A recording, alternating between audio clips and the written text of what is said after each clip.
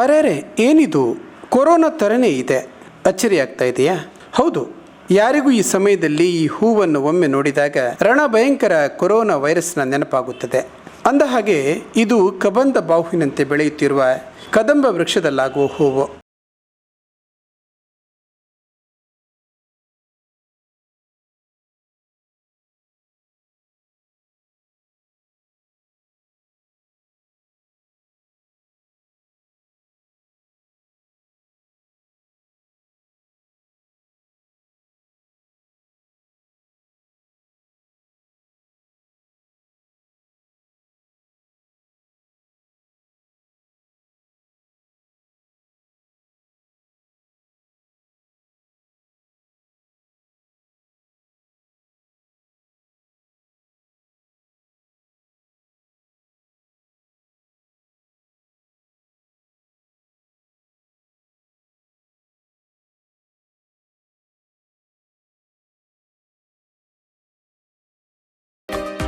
ಏನಪ್ಪ ಕದಂಬ ವೃಕ್ಷ, ಏನು ಹೂವಿನ ಪ್ರಾಮುಖ್ಯತೆ ಎಂದು ಯೋಚಿಸ್ತಾ ಇದ್ದೀರಾ? ಹಾಗಿದ್ರೆ ಈ ಸ್ಟೋರಿ ನೋಡಿ. ದಕ್ಷಿಣ ಕನ್ನಡದಲ್ಲಿ ಪರಿಸರ ಕ್ರಾಂತಿಯನ್ನೇ ಮಾಡುತ್ತಿರುವ ಮಾಧವ ಉಳ್ಳಾಲ್ ಈ ಬಾರಿ ವನ ಮಹೋತ್ಸವಕ್ಕೆ ತಲಪಾಡಿಯಿಂದ ನಂತೂರು ಸರ್ಕಲ್ ವರೆಗೆ ಸಾಲು ಮರ ನೆಡುವ ಪ್ರತಿಜ್ಞೆ ಕೈಗೊಂಡಿದ್ದು, ಅವರೇ ನೆಟ್ಟ ಉಳ್ಳಾಲದ ಅಪರೂಪದ ಕದಂಬ ವೃಕ್ಷದಲ್ಲಿ ಹೂ ಬಿಟ್ಟಿದೆ. ಕದಂಬ ವೃಕ್ಷ ಹೂ ಬಿಟ್ಟಿರುವುದು ಪರಿಸರ ಪ್ರೇಮಿ ಮಾಧವ ಉಳ್ಳಾಲ್ ಅವರ ಸಂತಸಕ್ಕೆ ಕಾರಣವಾಗಿದೆ. ಗಿಡ ನೆಟ್ಟು ಕೇವಲ 2 ವರ್ಷದಲ್ಲಿ ಬೃಹದಾಕಾರವಾಗಿ ಬೆಳೆದು ನಿಂತಿರುವ ಈ ವೃಕ್ಷದ ಬಗ್ಗೆ ಮತ್ತು ಕದಂಬ ಹೂವಿನ ಬಗ್ಗೆ ಮಾಹಿತಿ ನೀಡುತ್ತಾರೆ ಮಾಧವ ಉಳ್ಳಾಲ್. ಕದಂಬ ವೃಕ್ಷ ನಮ್ಮ ಈ ಭೂಮಿ ಅತ್ಯಂತ ಶ್ರೇಷ್ಠ ವೃಕ್ಷ. ಇದು ಆಯುರ್ವೇದಕ್ಕೆ ಹೆಚ್ಚು ಬಳಕೆ ಆಗಿರುವಂಥದ್ದು ಮತ್ತು ಇದು ಅತ್ಯಂತ ಶ್ರೇಷ್ಠವಾಗಿ ಬೆಳೀತದೆ ಮತ್ತು ಇದರ ಆಯುಷ್ಯ ನಮಗೆ ಭೂಮಿಗೆ ಬಹಳ ಅಗತ್ಯ. ಯಾಕೆಂತ ಹೇಳಿದರೆ 600ರಿಂದ 1500 ವರ್ಷ ಒಂದು ಮರ ಬೆಳೆದು ನಿಲ್ತದೆ ಅಂತ ಹೇಳಿದರೆ ನಮ್ಮ ಮನುಷ್ಯ ಅದರ ಎದುರಿಗೆ ಯಾವ ಲೆಕ್ಕನೇ ಅಲ್ಲ. ಯಾಕಂತ ಹೇಳಿದರೆ ಈ ಮರ ನಮಗೆ ಈ ಭೂಮಿಗೆ ಎಷ್ಟು ತಂಪು ಕೊಡ್ತದೆ ಅನ್ನುವಂಥದ್ದು ನಮಗೆ ಈಗಾಗಲೇ 2 ವರ್ಷದ ಮರವನ್ನು ನೋಡಿದಾಗ ನಮಗೆ ಗೊತ್ತಾಗತ್ತೆ. ಬಂಧುಗಳೇ, ಈ ಮರ ಬಂಗಾಳದ ಸೀಮೆಯಲ್ಲಿ ಹುಟ್ಟಿ ವಿಶ್ವಾದ್ಯಂತ ಬೆಳೆದು ದೊಡ್ಡದಾಗಲಿಕ್ಕೆ ಇದು ಎಲ್ಲ ಮಣ್ಣುಗಳಲ್ಲಿ ಕೂಡ ಇದು ಬೆಳೀತದೆ.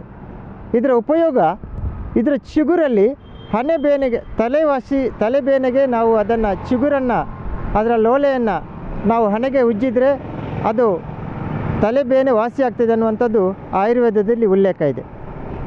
ಇದರ ಎಲೆಯಲ್ಲಿ ನಾವು ಅಕ್ಕಿಯ ತಿಂಡಿಯನ್ನು ಮಾಡಿ ತಿನ್ನಲಿಕ್ಕೆ ಅವಕಾಶ ಇದೆ. ಇದು ಆಯುರ್ವೇದದ ಗುಣ ಇರುವಂಥ ಎಲೆ ಇದರದ್ದು.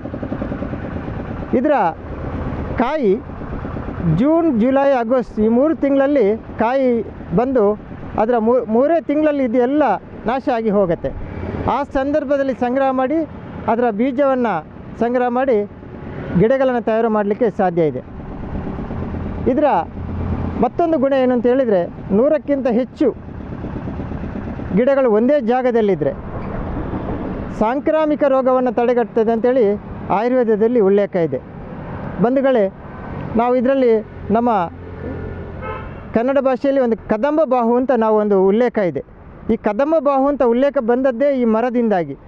ಇದರ ಒಂದೊಂದು ಗೆಲ್ಲುಗಳು ಕೂಡ 42 ಫೀಟಿಗಿಂತ ಉದ್ದ ಬೆಳೀತದೆ ಮತ್ತು ವಿಸ್ತಾರವಾಗಿ ಯಾವುದೇ ಅಂಕು ಡೊಂಕು ಇಲ್ಲದೆ ಈ ರೆಂಬೆಗಳು ಬೆಳೀತದೆ. ಮತ್ತೊಂದು ಏನು ಅಂತ ಹೇಳಿದರೆ, ಈ ವೃಕ್ಷದಲ್ಲಿರ್ತಕ್ಕಂಥ ಹೂವು ನಮಗೆ ಪ್ರಥಮವಾಗಿ ಕಾಯಾಗಿ 3 ಹಂತದಲ್ಲಿ ಇದು ಬೆಳೀತದೆ. ಪ್ರಥಮವಾಗಿ ಅಂಬಡೆಯ ರೂಪದಲ್ಲಿ ಒಂದು ಕಾಯಾಗತ್ತೆ. ಅದರ ನಂತರದಲ್ಲಿ ಚೆಂಡಿನ ಗಾತ್ರದಲ್ಲಿ ಒಂದು ಕಾಯಿ ಬರ್ತದೆ. 3ನೇ ಹಂತದಲ್ಲಿ ನೋಡಿ, ಈಗ ಏನು ಬೆಳೆದು ನಿಂತಿದೆ ಇದು 3ನೇ ಹಂತ. 4ನೇ ಹಂತಕ್ಕೆ ಇದು ಕೊಳೆತು ಹೋಗ್ತದೆ, ಆಗ ಕಂದು ಬಣ್ಣಕ್ಕೆ ಬರ್ತದೆ. ಬಂಧುಗಳೇ ನೋಡಿ, ಇದರಲ್ಲಿ ಒಂದು ಕಾಯಿಯಲ್ಲಿ ಈ ಒಂದು ಬೀಜದಲ್ಲಿ 100ಕ್ಕಿಂತ ಹೆಚ್ಚು ಗಿಡಗಳನ್ನು ಮಾಡಲಿಕ್ಕೆ ನಮಗೆ ಸಾಧ್ಯ ಆಗಿದೆ. ಯಾಕೆಂತ ಹೇಳಿದರೆ ನೋಡಿ, ಇದು ಈ ಮುಳ್ಳಿನ ಆಕೃತಿಯಲ್ಲಿ ಏನಿದೆ ಇದು ಪ್ರತಿಯೊಂದು ಕೂಡ ಬೀಜ. ಇದನ್ನು ನಾವು ಕೊಳೆತು ಹೋದ ನಂತರ ಇದನ್ನು ಸಂಗ್ರಹಿಸಿ ಇದರ ಒಳಗೆ ಒಂದು ಪಲ್ಪಿನ ರೂಪದಲ್ಲಿ ಒಂದು ಇದೆ, ಅದನ್ನು ಸಪ್ರೇಟ್ ಮಾಡಿ ಈ ಬೀಜವನ್ನು ನಾವು ಸಂಗ್ರಹ ಮಾಡ್ತೇವೆ. ನನ್ನ ಒಂದು ಪ್ರಯತ್ನದ ಪ್ರಕಾರ ನಾನು ಈಗಾಗಲೇ ಒಂದು 3000ಕ್ಕಿಂತ ಹೆಚ್ಚು ಕದಂಬ ಗಿಡಗಳನ್ನು ನೆಟ್ಟಿದ್ದೇನೆ.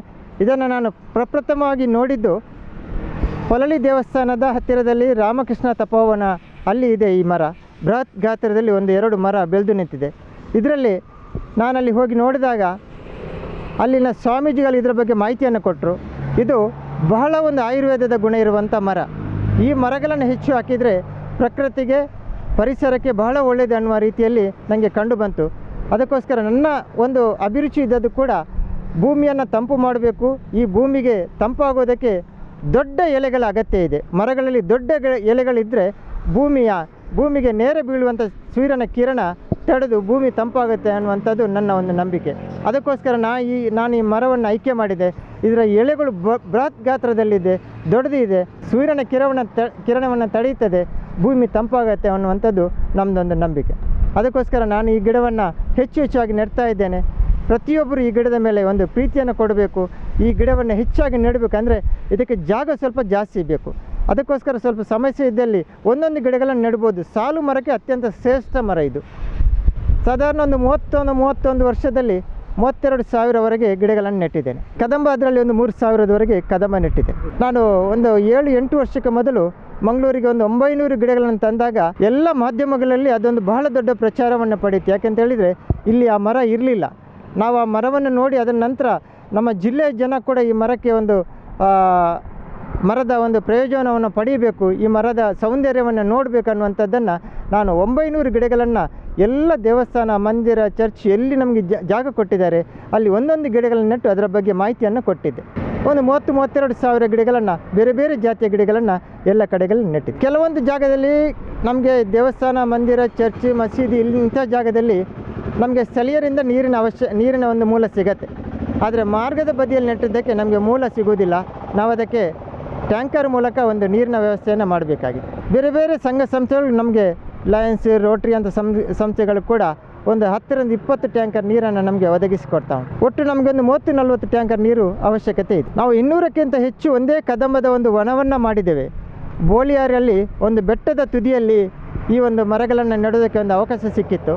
ಅಲ್ಲಿ 200ಕ್ಕಿಂತ ಹೆಚ್ಚು ಗಿಡಗಳನ್ನು ನೆಟ್ಟು ಈಗ ಅದು ಕದಂಬ ವನ ಅನ್ನುವಂಥ ಒಂದು ಜಾಗ ಪ್ರಸಿದ್ಧಿಯನ್ನು ಪಡೀತಾ ಉಂಟು.